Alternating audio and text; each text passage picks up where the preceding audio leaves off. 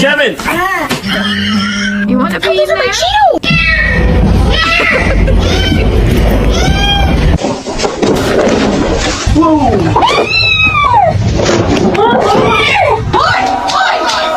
is you getting onto the top. You're the mind.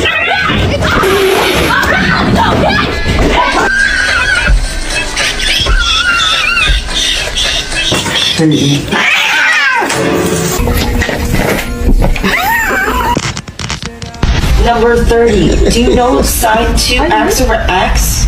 This good. Math.